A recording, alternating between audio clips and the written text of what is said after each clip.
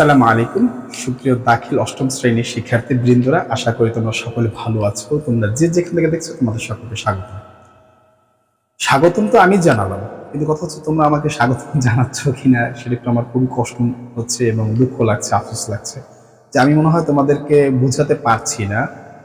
যদি পারতাম অবশ্যই তোমরা কোনো কিছু বলতে, কমেন্ট করতে, অথবা হয়তো লাইক দিয়ে আমাকে উৎসাহ করতে যে হ্যাঁ আপনার বিষয়টা বুঝতে পেরেছি, ভালো লেগেছে, অথবা শেয়ার করে বুঝাতে যে না শেয়ার হচ্ছে আমার জিনিসটা বুঝতে পেরেছে, আরেকজনকে শেয়ার করা হচ্ছে, আমার তথ্যটা ভালো লেগেছে। এগুলো কিছুই পাচ্ছি না। জাস্ট তোমরা কিভাবে দেখছো আমি তা জানি না। হ্যাঁ, তোমাদের যারা মাদ্রাসায় পড়ো তোমাদের তো আরো বন্ধু বান্ধব আছে, এদেরকে জানানো উচিত।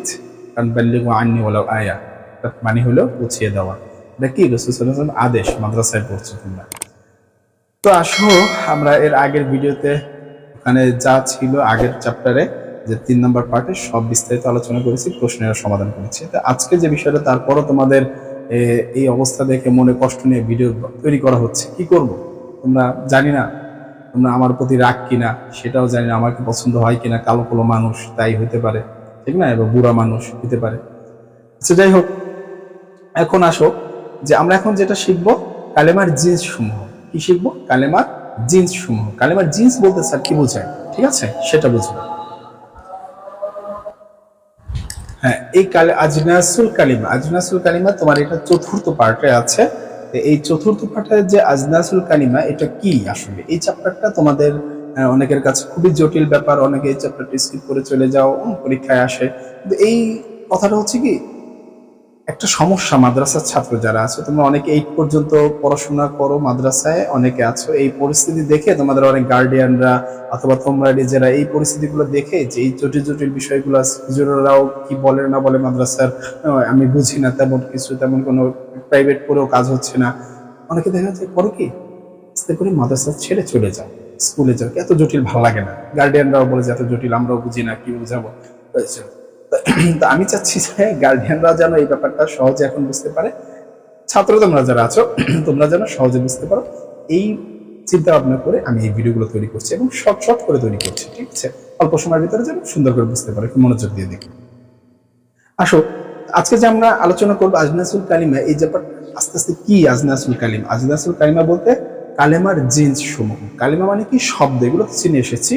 এই শব্দের জিন্স মানে কি একটা শব্দের অবস্থা, কি একটা শব্দ যে গঠিত হলো সেই গাঠনিক ব্যাপারটা কি অবস্থায় আছে, শব্দটার গাঠনিক অবস্থা কি অবস্থায় আছে, মানে শব্দকে পরীক্ষা করা, একটা শব্দের পরীক্ষা নিরীক্ষা করা যে শব্দটার পড়ার ক্ষেত্রে কি অবস্থা হতে পারে, উচ্চারণের ক্ষেত্রে কি অবস্থা, এই যে আমরা বলি এইগুলোর ক্ষেত্রে কি অবস্থা, শব্দটা সুস্থ না অসুস্থ, এরকম কিছু কথা বলি না, রোগ রোগ আছে কিনা শব্দটার মধ্যে, এইগুলো একটু যাচাই বাছাই করা। এটাই হচ্ছে আজনাসুল কালিমার কাজ, এটাই হচ্ছে আজনাসুল কালিমার কাজ। তো এবার আসো, তোমার এই যে দেখো 1 নম্বরে তোমার মেইন বইয়ের প্রথম দিকে যেটা দেওয়া আছে তথ্যটা একটু জানা দরকার, গুরুত্বপূর্ণ। 1 নম্বর আছে আলিফ, ঠিক আছে। এই যে আলিফ দিয়ে বলেছে না, কি বলেছে? ফাতাহা, ফাতাহা, এই যে দেখো নিচে দাগ দিয়েছে। এরপরে কি বলেছে? রাজা, কি বলেছে? রাজা। এরপরে কি বলেছে? কাতাবা, ঠিক না? এই তিনটে যে দাগ দিয়েছে, বলছে ফাতাহা সাঈদুল বাব, সাঈদুল বাবা। এরপর রাজা সালমানু মিনাল মাদ্রাসা, কাতাবা আহমাদু বিসালাতান ইলাল আবি। আচ্ছা যাই হোক, এটা তোমাদের আছে, দাগ দেওয়া আছে। এই আলিফের অংশে যে দাগ দেওয়া আছে এটা তার কি বোঝাতে চেয়েছে? বইটা একটা তোমাকে কিছু বোঝানোর জন্য এটা দিয়েছে, এমনি তো দেয় না, ঠিক না? কি আছে এখানে? এখানের অংশে যেটা আছে এরা সবাই হচ্ছে সুস্থ সবল, এই কথাগুলো নিচে আবার ব্যাখ্যা দেওয়া আছে, ঠিক আছে। সেই ব্যাখ্যাটা তোমার জানি না পড়তে হয়, কি বলা আছে ব্যাখ্যাটার ভিতরে সেটাও জানি, সহজে বুঝতে পারি। হ্যাঁ, এত বিস্তারিত পড়ার সময় নাই, তোমরা এইটা অনেক কাজ তো তোমরা দেশ পরিচালনা করো, কারণ ডোনাল্ড ট্রাম্প তোমাদের সাথে অনেক বৈঠক করে, সেটা আমি জানি। হ্যাঁ, যার ফলে কি করতে হবে, চাঁদে যাবে কি যাবে না, মঙ্গলে যাবে কি যাবে না, কারে মারবে, এগুলো নিয়ে চিন্তা ভাবনা করো তোমরা, তাই আর কি এগুলো পড়ার সময় থাকে না। এই কারণে আমি সহজ করে দেওয়ার চেষ্টা করছি। যে 1 নম্বরে যেটা আছে সেটা হচ্ছে কি, এই যে আলিফে অংশের যে 3টা জিনিস দাগ দেওয়া আছে, এই 3টা শব্দই সম্পূর্ণ সুস্থ অবস্থায় আছে। স্যার এটা আবার কেমন কথা, সুস্থ অবস্থায়? দেখো, আরবি ভাষায় যে শব্দগুলো আছে এই শব্দগুলোকে তারা ভাগ করেছে। কিছু শব্দকে সুস্থ অবস্থায় ধরেছে। কেন সুস্থ অবস্থায় ধরে? পড়ার ক্ষেত্রে বা উচ্চারণের ক্ষেত্রে, ঠিক আছে, এবং শব্দ গঠনের ক্ষেত্রে। কেন ধরে? শব্দ গঠন, পড়া বা উচ্চারণের ক্ষেত্রে কোন শব্দটা কি অবস্থায় আছে সেই ব্যাপারটা তারা হিসাব নিকাশ করে, তারপরে তাদের ভাষাটাকে তারা সাজায়। ঠিক আছে, সেটা আমরা এখন দেখছি। তাহলে আলিফ অংশে যারা আছে ফাতাহা, এই এরপর রজা, কাতাবে, তিনটা শব্দই সম্পূর্ণ সুস্থ। কেন তিনটা শব্দ সম্পূর্ণ সুস্থ? কারণ এই শব্দের যে গঠন আছে, এবং এই যে ফাতাহা তিনটা অক্ষর দেখতে পাচ্ছ, রজাআতে তিনটা অক্ষর দেখতে পাচ্ছ, এরপরে কাতাবাতে তিনটা অক্ষর, এই তিনটা অক্ষরই হচ্ছে সুস্থতার ইঙ্গিত দেয়, সুস্থতার ইঙ্গিত দেয়।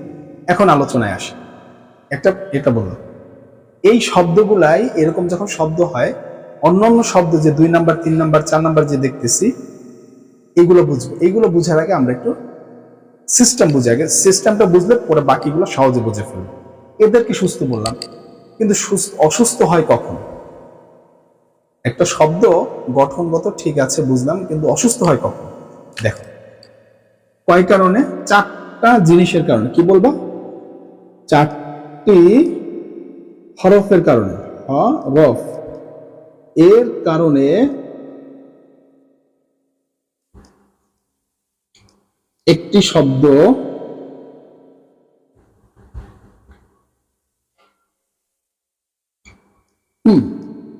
কঠিন হয় বা অসুস্থ হয়।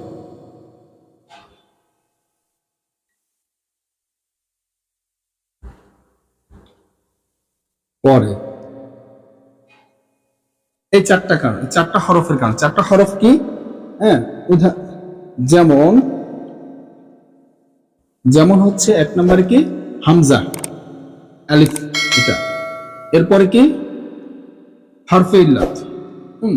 হরফে ইল্লাত কি? ওয়াও। এরপরে কি? শুধু আলিফ, এখানে হামজা নাই। ঠিক আছে, আর হামজা হলে তো এই হামজা। আরেকটা কি? ইয়া।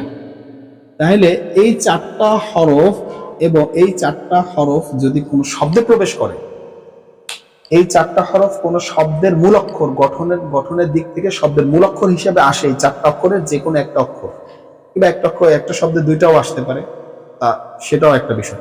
অর্থাৎ এই 4টা অক্ষর কোনো শব্দে যদি প্রবেশ করে, তাহলে ওই শব্দটা পড়াটা জটিল হয়ে যায়, শব্দটা ঝামেলা করে উচ্চারণে, তখন শব্দটা অসুস্থ হয়ে যায়। এইটা কি আরবরা বলে রুগ্ন হয়ে যায়। সবচাইতে কঠিন হয় এটা, সবচাইতে রোগ সৃষ্টি করে এই যে এটা। এটার আরেক নাম হচ্ছে হরফে ইল্লাত। এটা আরেক নাম হচ্ছে হরফে ইল্লাত। ইল্লাত, এটার নাম হচ্ছে কি? হরফে ইল্লাত। এই হরফে ইল্লাত সবচাইতে বেশি ঝামেলা করে শব্দের মধ্যে, শব্দের ভিতরে যদি মূল অক্ষর হিসাবে আসে। ঠিক আছে, এরপরে এই হামজাটা, এই হামজাটাকে বলা হয় মাহমুস। কি বলা হয়? মাহমুস। এটাকে কি বলা হয়? মাহমুস। মাহমুজ, মাহমুজ মানে কি? মাহমুজ মানে হামজা। এই যে হা মিম জা, এটাকে আর কি মাহমুজ বানাইছে। ঠিক আছে, এই হামজা, হামজা তেমন কোনো একটা ঝামেলা করে না, তবে অনেক ক্ষেত্রে ঝামেলা হয়ে যায়। অনেক ক্ষেত্রে একটু ঝামেলা উচ্চারণ কঠিন হয় এই কারণে। এই জিনিসটা বোঝানোর জন্যই বা অংশে তা অংশে, মানে বা, জিম, এই জিনিসটা বুঝেছে। এবার দাল, এই জিনিসটাই বুঝাচ্ছে। আর বাকি যেগুলো দেখো, এই শব্দের কোনোখানে এই 4টার কোনো একটা অক্ষর আছে? নাই। যদি না থাকে, শব্দ গঠনগত দিক থেকে যদি এইটার মতো হয়, এই 4টা অক্ষর বাদে 29টা হরফ, সেই 29টা হরফের মধ্যে আবার শামসিয়া, কমরি, এগুলো পরে শিখবা। তো এই 4টা হরফ বাদে গঠনগত দিক থেকে যদি এরকম হয়, 3টা অক্ষর 3 রকম, বা একই রকম 2টা অক্ষর সহি হরফ, এই 4টা বাদে আর বাকিগুলো কি বলা হয়? সহি হরফ। আরবি ভাষা শব্দ গঠনের ক্ষেত্রে এই 4জন বাদে তাদেরকে কি বলা হয়? সহি হরফ। ওই সকল সহি হরফ দিয়ে, ঠিক আছে, যদি বাকি 25টা দিয়ে যদি শব্দ গঠন করা হয়, সেই শব্দটা সম্পূর্ণ সুস্থ, রোগমুক্ত। কিন্তু এই 4টার যে কোনো একটা যদি ঢুকে, বা 2টা যদি ঢুকে, তাহলে এই শব্দটা অসুস্থ। ঠিক আছে, এরপর আমরা শিখবো লাফিফে মাফরুক, লাফিফে জিনসে মুরাক্কাব, এগুলো ইত্যাদি আরো আসবে সামনে আস্তে। চলো এবার আমরা বা অংশের উত্তরটা বুঝে গেলাম, যে কেন ওই বা অংশের ভিতরে, তুমি দেখো বা অংশের ভিতরে যে এখানে বলেছে, ঠিক আছে, এই যে এখানে যদি বলো বা অংশ, বা অংশের ভিতরে কি বলেছে? আমারও। এই যে হামজা, এরপরে 2 নম্বরে কি বলেছে? সাআলা। এই যে দেখো, এই যে হামজা আছে, এই যে হামজা আছে, ঢুকছে হামজা, এই ঝামেলা করে ফেলেছে। ঠিক আছে, এই কারণে এইটা অসুস্থ, এই সম্পূর্ণটার জিন্সগত দিক থেকে, শব্দের গঠনগত দিক থেকে, এই যে আজনাস হামজা ঢুকলে একটা নামে ডাকা হয়, সেটাকেই বলা হয় মাহমুজ, এই শব্দটা মাহমুজ। আর এই শব্দগুলোকে বলা হবে সহি, কি বলা হবে, এটা হচ্ছে প্রকৃত সুস্থ সহি, ঠিক না? আচ্ছা, এই শব্দটাই। এরপরে দেখো তোমার জিম অংশে যেটা বলা আছে সেটা হচ্ছে কি ওয়াজাদা।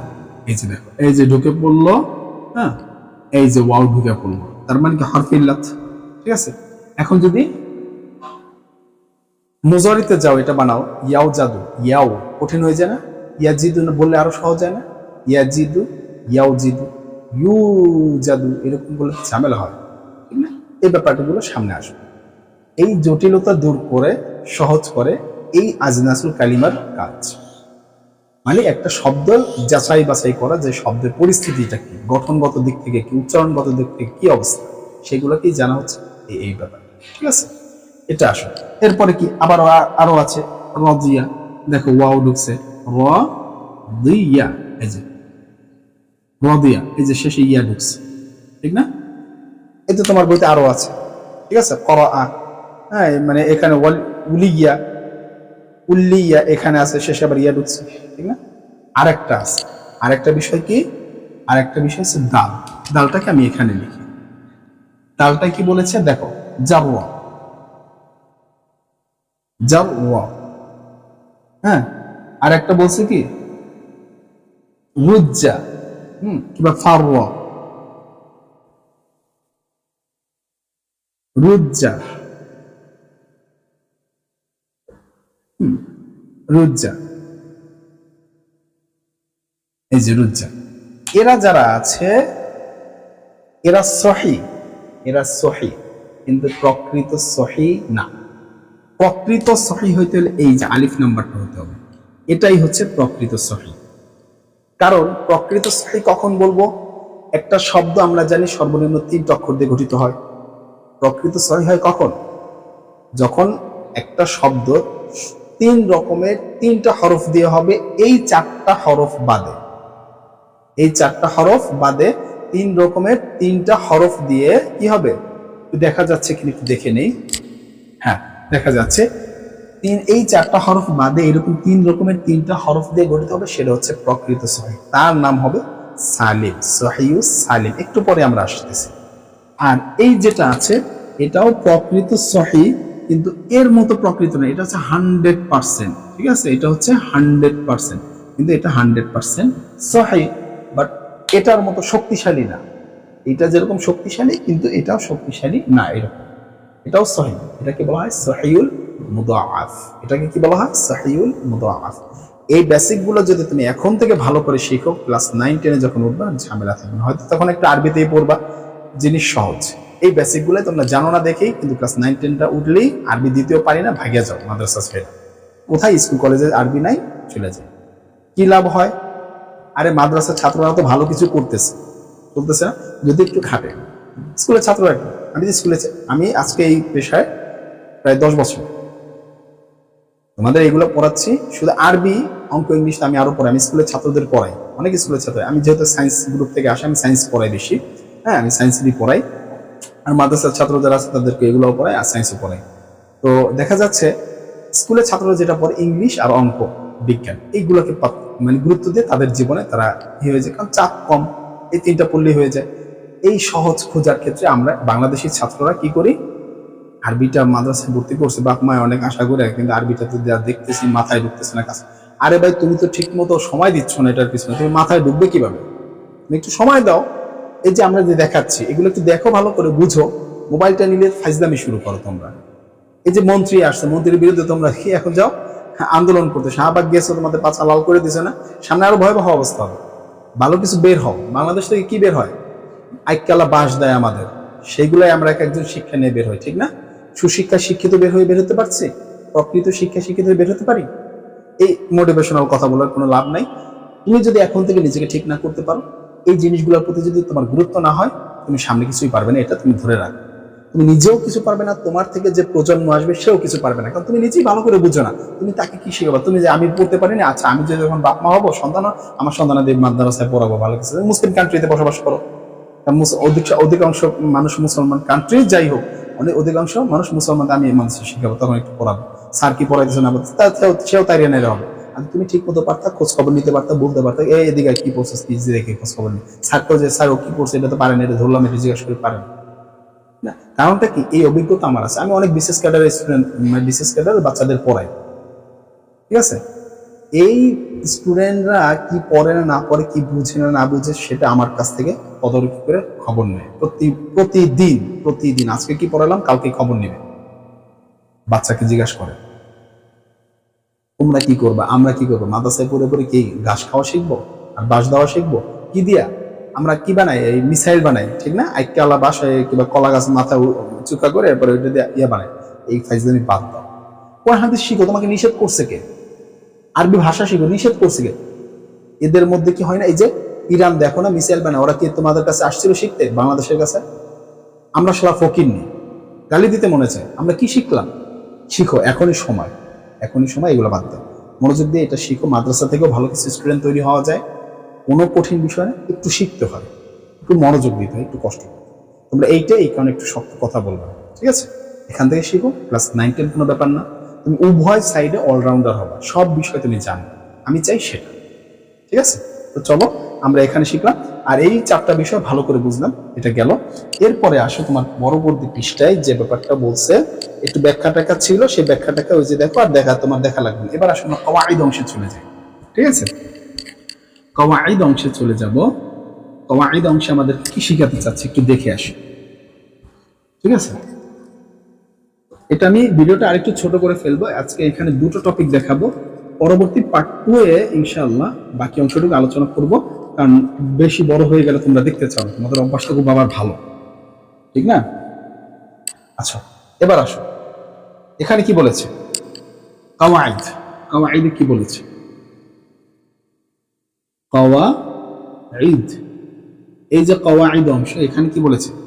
বলছে তুমি যে প্রশ্ন, যে আজনাসুল কালিমা যে প্রশ্ন করবে, সেই প্রশ্নের সমাধান দিচ্ছে। কি বলেছে দেখো, আরবি শব্দের মূল বর্ণগুলো, আরবি শব্দের একটা শব্দ, সেই শব্দের যে মূল বর্ণগুলো, সেই কথাটা বলতেছে। যেরকম কাতাবা, এখানে যে বলছো এই যে কাতাবা, হ্যাঁ, এই যে কাফ একটা অক্ষর, তা একটা অক্ষর, বা একটা অক্ষর, এই শব্দের মূল বর্ণ, এই একটা শব্দ হয়েছে না, এই শব্দটার মূল বর্ণ কি কি, কাফ তা বা, এই মূল বর্ণগুলো বলছে, মূল বর্ণগুলো কোন প্রকৃতির, মানে কি ধরনের, মূল হরফগুলো কি ধরনের, সে বিবেচনায় শব্দ বা কালিমাকে 2 ভাগে ভাগ করেছে। আরবি যে শব্দটা আছে, সেই শব্দের মূল বর্ণগুলো কি ধরনের, এই যে আজনাসুল কালিমা নিয়ে বলছে না, আজনাসুল কালিমা জানতে চাও, সেটাই এখানে বলতেছে, এক লাইনে বলেছে। এটা এখন তোমার বুঝতে হবে যে একটা শব্দের জিন্স বলতে বুঝেছে, একটা শব্দের ভিতরে মূল হরফগুলো কি আকৃতির, কি প্রকৃতি, সেটা আমাকে জানতে হবে। কেন? কারণ আমি শব্দ যাচাই করতেছি, শব্দকে শিখতেছি, জানতেছি কোন ধরনের শব্দ ব্যবহার করেছে আরবরা, সেটা ভালো করে চিনতে চাই, জানতে চাই, ঠিক না? কোন শব্দকে তারা কিভাবে পড়ে, ইজি করে পড়ে, কিভাবে কঠিন করে পড়ে, কিভাবে কোনটাকে কেমনে ব্যবহার করতেছে, এগুলো জানতে চাই। সেটাই কি বলছে আজনাসুল কালিমা। তাইলে এই বিবেচনায় কালিমা 2 প্রকার, বা শব্দ 2 প্রকার। কি? একটাকে বলেছে কি, দেখো সহিহ, 1 নম্বরে কি বলেছে, সহিহ, হয়তো শব্দটা কি হবে, সহিহ, ঠিক আছে? এরপর 2 নম্বরে কি বলেছে, 2 নম্বরে বলেছে মুআতাল, বলেছে মুআতাল, অর্থাৎ শব্দটা হয়তো প্রকৃত সহি বা সহি, সাধারণ সহি, এই যে একটু আগে দেখালাম দাল নাম্বার কি ছিল, কি সহি, কিন্তু অত প্রকৃত সহি, কিন্তু এত শক্তিশালী সহি না, সহি সালিমের মতো না। আর এই যে মুআতাল, এখানে কি ওই যে হরফিল্লাত দেখলাম, ওই হরফিল্লাত, আর হামজা ওটা হচ্ছে মাহমুজ, ওটা একটা আলাদা, ওটা একটা আলাদাই যাবে, মাহমুজ না। এই 2 কারণে আমাদের এই শব্দগুলার ঝামেলা হয়, রোগ সৃষ্টি হয়, ঠিক আছে? এবার আবার যদি বলো সহি কাকে বলে, সহি বলা হয়, আমরা একটু পরে আসতে, যে সহি আবার 2 প্রকার, সহি আবার একটু আমি এখানে ভাগ করে দিই, সহি আবার 2 প্রকার। এখানে দেখো তোমার বইতে আছে, এখানে দেখো বইতে, একটা হচ্ছে সালিম, এইগুলাই তুমি দাখিলে ইন্টারভিউতে পড়বা। আর একটা হচ্ছে কি মুদাআফ, মুদাআফ, ঠিক আছে? একটা হচ্ছে মুদাআফ। সালিম কাকে বলে? সালিম হচ্ছে 100% প্রকৃত, প্রকৃত শব্দ। এটা কি? এটাও 100% প্রকৃত,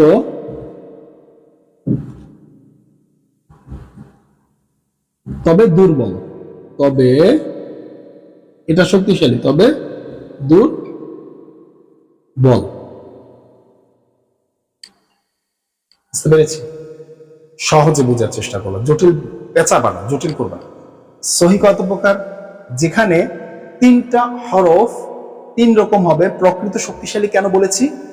যেই শব্দটার 3টা হরফ, ওই 4টা হরফ বাদে, হরফে ইল্লাত, আলিফ ওয়াও ইয়া আর কি হামজা বাদে বাকি 25টা দিয়ে যদি শব্দ গঠিত হয়, 25টার যে কোনো 3টা অক্ষর নিয়ে, 25টার যে কোনো 3টা অক্ষর নিয়ে যদি শব্দ গঠিত হয়, সেই শব্দ আবার 3টা অক্ষরে 3 রকম, 3টা অক্ষরে 3 রকম, সে হবে সহিউস সালিম, মানে 100% প্রকৃত এবং শক্তিশালী। ঠিক আছে? সেটা হচ্ছে শক্তিশালী, সঠিক, রুগ্ন, একেবারে রোগ হওয়ার কোনো সুযোগই নেই তার। ঠিক আছে? সেটাই হচ্ছে সেটা সহি। এটা সহি। আর একটা মুদাআফ। মুদাআফটা কি? মুদাআফটা সহি, সেও 100% সহি, প্রকৃতই, কিন্তু সে একটু দুর্বল। কিরকম? কারণ একই জাতীয় তার ভিতরে 2টা অক্ষর প্রবেশ করেছে। একটু আগে যে দেখেছিলেন তোমার উদাহরণে দেওয়া আছে, ফারওয়া, জারওয়া, ঠিক না? অরুজ্জাতিল অবরাজ্যে কোরআন শরীফ পড়েছে। এই হচ্ছে তার দুর্বলতা, একই জাতীয় 2টা নিয়েছে, 3 রকম 3টা নেয় নেই। তার সাথে এই সালেমের সাথে আর মুদাআফের সাথে এই পার্থক্য। সালেম 3 রকম 3টা অক্ষর ব্যবহার করে, আর মুদাআফ একই রকম 2টা অক্ষর ব্যবহার করে। সে 2টা কোথায়? শেষে। শেষে 2টা কোথায়? আইনি কালিমা, মানে দ্বিতীয় অক্ষর এবং তৃতীয় অক্ষর। ঠিক আছে? এই মুদাআফ আবার 2 প্রকার, সামনে শিখব। আচ্ছা, এবার আসো মুআতাল। এই মুআতাল আবার 2 প্রকার। মুআতাল আবার 2 প্রকার। মুআতাল আবার 2 প্রকার। এটা আমরা একটু পরে শিখি। আমরা এখন একটু বলে দিই, এগুলো সংজ্ঞাগুলো আরবিতেও শিখতে হবে। জাস্ট এখন আমি একটু জাস্ট এখানে ধারণা দিচ্ছি, পরবর্তী পার্টে এগুলো বিস্তারিত আলোচনা করব। মুআতালে বাইকা হারফ, মুআতালে বাদু হারফ। কি বলা হয়? মুআতালে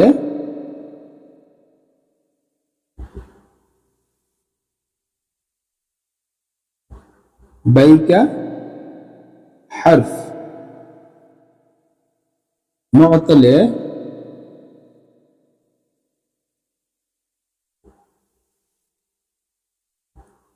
বাদু হারফ। আচ্ছা, বাইকা হারফ কি, বাদু হারফ কি? জাস্ট আগে বেসিক শিখো, এরপরে মেইন বইয়ের টপিক আমরা ঢুকবো পরবর্তী ক্লাস। আজকে এতটুকু বেশি আগাবো না, জাস্ট একটা ধারণা দিচ্ছি। আর মুদাআফ 2 প্রকার, আবার সেটা আমি দেখাবো। মুআতালে বাইকা হারফ, যেই শব্দটার মূল 3 অক্ষরের ভিতরে যে কোনো একটা অক্ষর, 3 অক্ষরের মধ্য থেকে যে কোনো একটা অক্ষর কি আসবে? হরফে ইল্লাতের হবে। মুআতাল মানে হরফে ইল্লাত। মুআতাল কথাটা শোনা মানেই বুঝতে হবে কি হরফে ইল্লাত। আর হরফে ইল্লাত কারা? আলিফ ওয়াও ইয়া, আলিফ ওয়াও ইয়া। হরফে ইল্লাত কারা? আলিফ ওয়াও ইয়া। ঠিক আছে? এই 3টা খেয়াল রাখবেন। 3টা হরফের মধ্যে যে কোনো একটা হরফ হরফে ইল্লাত হবে, সেটাই কি? বাইকা হারফ। সেটাই কি? মুআতালে বাইকা হারফ। আর যেখানে মুআতাল হবে মুআতালে বাদু হারফ, যেখানে 2টা হরফই হবে হরফে ইল্লাত, সেটা হতে পারে প্রথমটা এবং শেষেরটা, অথবা দ্বিতীয়টা তৃতীয়টা, এমন হতে পারে। সেটা আবার 2 প্রকার হবে। মুআতালে বাদু হারফ, এটা আবার 2 প্রকার। মুদাআফ 2 প্রকার, এটা 2 প্রকার। আর এই বাইকা হারফ, এটা 3 প্রকার। ঠিক আছে? এই প্রকারগুলো আমাদের একটু ভালো করে জানতে হবে। সহি আমরা শিখলাম, সহি 2 প্রকার। সালেম, সালেমের কোনো প্রকার হয় না। ঠিক আছে? সালেম সালেম। কিন্তু মুদাআফের প্রকার হয়। মুআতালে বাইকা হারফের প্রকার হয়, মুআতালে বাদু হারফের প্রকার হয়। এগুলো আরবি সংজ্ঞা সহ শিখবো। জাস্ট আগে বেসিকটা শিখাইনি, আগে স্ট্রাকচারটা শক্ত করে নি, এরপরে তো আমরা শিখবো। চলো, আমরা এখন এগুলো শিখলাম, ধারণা নিলাম। এবার একটু আমরা এই যে মুদাআফ, মুআতালে বাইকা হারফ, বাদু হারফের প্রকারটা জেনে আসি। এটা জানার পরে আজকে ভিডিওটা শেষ করে দিব। এরপর থেকে আমরা এই এক একটা টপিকের উপরে সুন্দর করে আলোচনা করে এই ব্যাপারটাকে মাথায় ঢুকিয়ে নেব, যাতে করে আর বড় ক্লাসে গেলে না বলতে পারি যে মাদ্রাসা পড়বো না। ঠিক আছে? মাদ্রাসা কঠিন, বুঝি না। চলো, মুদাআফ। ঠিক আছে? মুদাআফ মুদাআফ দুই প্রকার, ঠিক আছে? এটাও কিন্তু সহি, ঠিক না? এটা সহির অন্তর্ভুক্ত। মুদাআফ এটি দুই প্রকার।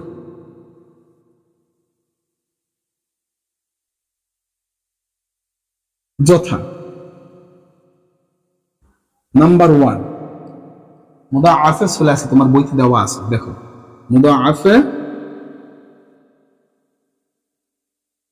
মুদাআফে সুলাসি মানে কি? 3 অক্ষর, মানে মুদাআফে সুলাসির মানে কি? 3 অক্ষর, সুলাসি 3, মুদাআফ আর 3 অক্ষরের ভিতরে দুটি হরফই সহি, কিন্তু দুটি হরফ একসাথে আসে। যেমন এটা আসবে কোনটা কোনটা? শেষ অক্ষর আর মধ্যের অক্ষর, মানে 2 নাম্বার এবং 3 নাম্বার অক্ষর। যেরকম জার, ফারর, এই যে দেখো শেষে দুইটা অক্ষর একসাথে আসছে, সেই দুইটা অক্ষরকে একসাথে পড়ার ক্ষেত্রে আমরা বলি ফারর। সহি আছে, তিনটা অক্ষরে কি সহি, কি নাই? হরফ ইল্লাত নাই, হামজা নাই, কিন্তু তিনটা অক্ষর সহি, কিন্তু একই জাতীয় দুইটা আসছে, একটু দুর্বল এই কারণে, ঠিক আছে? এটা হচ্ছে মুদাআফে 3 অক্ষর বিশিষ্ট শব্দ, এই কারণে সুলাসি, মুদাআফ সুলাসি, জার এগুলা। এবার আসো 2 নম্বর হচ্ছে মুদাআফে রুবাই। এখানে একটু ডট ডট দিয়ে গেলাম। এবার রুবাই, আচ্ছা মুদাআফে রুবাই দেখো ওখানে দেওয়া আছে। রুবাই বলতে কি বোঝায়? ঝালঝালা, ইযা জুলজিলাতিল আরদু বলছো না, ইযা ফাদামদামা আলাইহিম দামদামা, ঠিক আছে? এই যে দামদামা,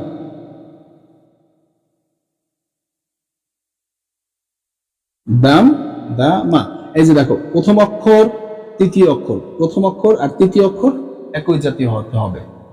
মুদাআফে রুবাইতে কি হবে? 4 অক্ষর হবে, মূল অক্ষরটাই হবে, মূল শব্দটাই হবে 4 অক্ষর বিশিষ্ট, কিন্তু দুইটা এক রকমের। এই যে দেখো 1 নাম্বার আর 3 নাম্বার, 1 নাম্বার বা ফা কালিমা, এই 3 নাম্বারকে বলা হয় আইন কালিমায় আউয়াল, প্রথম আইন কালিমা, মানে লাম কালিমায় আউয়াল প্রথমটা, হ্যাঁ, প্রথম লাম কালিমা হবে একই জাতীয়, দাল। আবার আইন কালিমা এবং লাম কালিমায় সানি, আইন কালিমা এবং লাম কালিমায় সানি, মানে দ্বিতীয় অক্ষর এবং চতুর্থ অক্ষর একই জাতীয়। জালজালা, ইযা জুলজিলাতিল আরদু জালজালা, এই যে এগুলা কি? মুদাআফে রুবাই। বুঝতে পেরেছি? এই হচ্ছে বিষয়। এবার আসো মুদাআফটা শিখে ফেললাম, এবার আমরা চলে যাই মুতাল। মুতালের বিষয়টা আমরা বুঝলাম। টেনে টেনে দেখো, প্রয়োজনে টেনে টেনে দেখো, হ্যাঁ, ভিডিওটা বড় করতে চাচ্ছি না, তোমাদের অস্বস্তি লাগবে। চলো আমরা কাজটা করে ফেলি। কি বলবো? মুতাল,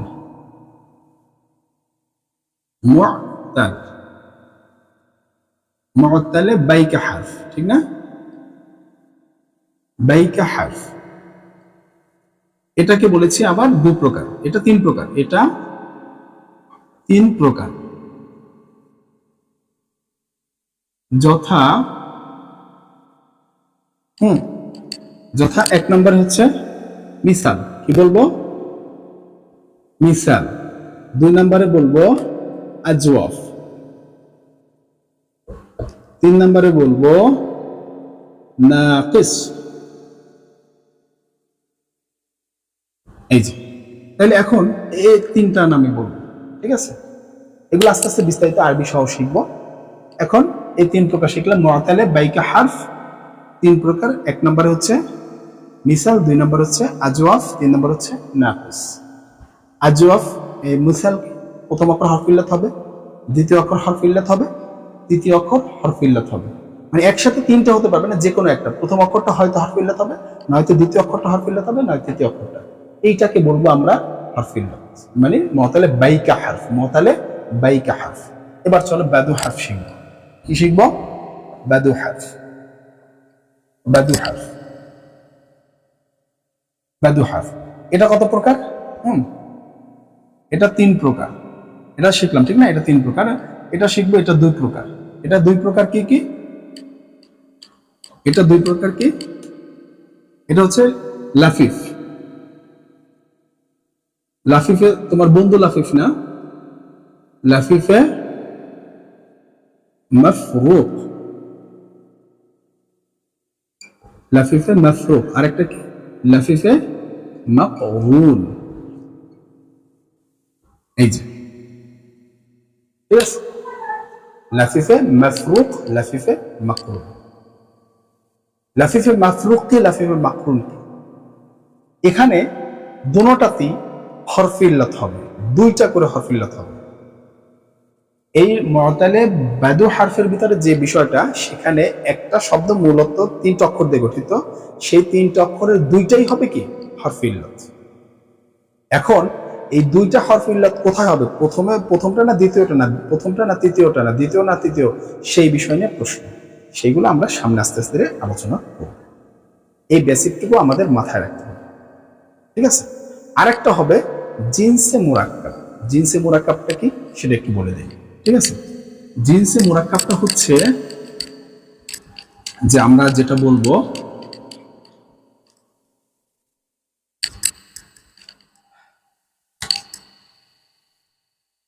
জিনসে মুরাক্কাব। জিনসে মুরাক্কাব, জিনসে মুরাক্কাব বলতে যেটা বোঝাবে হরফে ইল্লাত এবং মাহমুস, হরফে ইল্লাত এবং মাহমুস, এই দুইটা আসতে হবে। কি আসতে হবে? হরফে ইল্লাত। জিন্স যদি হতে হয়, এটা হতে হলে